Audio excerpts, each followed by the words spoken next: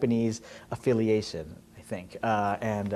When he just started yapping out in Japanese, interpreting, people just booed. And then, I don't know, maybe 2 minutes, 3 minutes after him talking, Shane just started saying, "You, out, out, out," and he didn't first get it, and then after when he got off the ring, it was like a, "Wah, yeah!" Well, I'm sure it was a humbling experience for your brother. And, I guess so. A good experience for you too, because you obviously found a lot of humor in it. I thought it was pretty funny. Was that a televised event, Shun, in the country? In the country, I think it was a taping.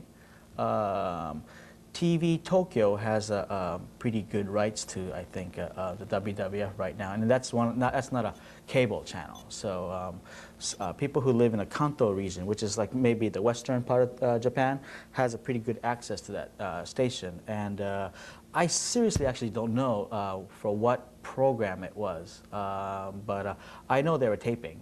I think there was a WWF crew there also. And I even saw some cameras from the armed forces, you know, for the Army or the Marines, the American base people out there. Right. So I saw those three, the WWF crew from here, the armed forces crew that's stationed in Japan, and then one of the TV stations in Japan. I don't really know. I live here. But one of the things that we've all noticed and is absolutely true is, of course, wrestling fans in the United States, Shun, take their wrestling seriously as a form of entertainment. Sure. It seems in Japan that the fans take wrestling as a very serious sport. How do you figure that is? Or why do you figure that is? Well, if you really think of like maybe the history of Japan, a lot of things are one-on-one combat thing. Kendo, judo, karate, sumo. It's all one-on-one contact sports. So they're very, I don't know, I guess attuned to it. They really like it. And then from the Rikidozan era all the way to, you know, through Baba and now, wrestling is maybe, I don't know by what number, but it's like in the top 5 sports event in Japan, you know, including sumo, baseball, soccer now, and golf maybe. But wrestling is up there. When there's a big show, big night, it's a front page of a daily sports newspaper. So obviously the next morning in Japan, the front page was The Rock giving, I don't know, Scorpion Deathlock or something. Right. You know? So it was the front page, you know. So it's pretty big and pretty serious, and people, I don't know what percent thinks it's real or not, but you know, they take it seriously. Now, Wrestling Star Wars had a tour of Japan last year, of which we brought many of the sights and sounds here on This Week in Wrestling. You not only were charged with officiating several of the matches, but you also were in charge, so to speak, of keeping the guys in line, and I'm sure that wasn't an easy task outside of the ring. Well, I can't really say, can't give them a curfew, right? You know, it's their time and have a good time, and I can't say, hey, you got to be in bed or we have a bus to take, and sure, you have to take the bus, but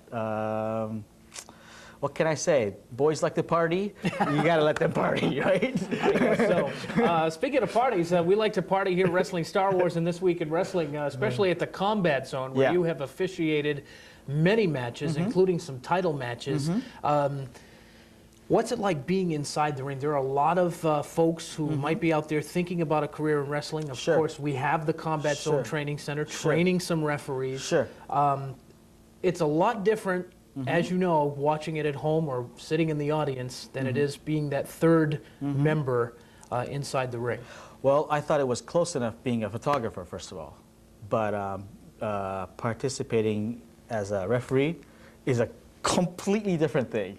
And actually, after I started maybe refereeing some matches, not that I just take pictures, you know, like let's say during the WWF shows, I kind of keep an eye on the referee, where they're at, how close they're at, where do they position to, you know, hit the count. are they conscious of the camera?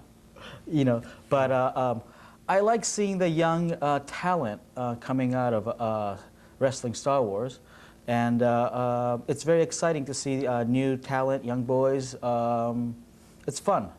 It's fun for me, and it's just another experience in wrestling for me.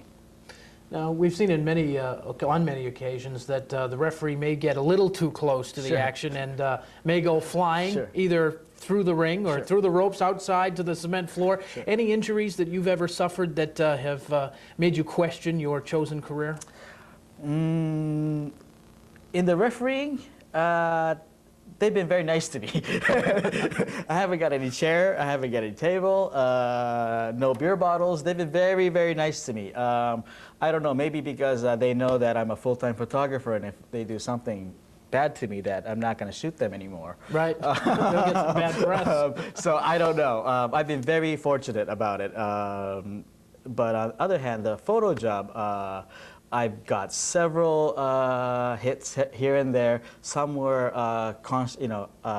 accident, some were for real. The heaviest one was once, I think it was in Providence or something, maybe almost 20 years ago.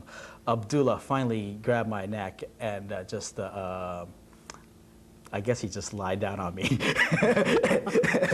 What else does a guy the size of Abdullah have to do, right? I don't know.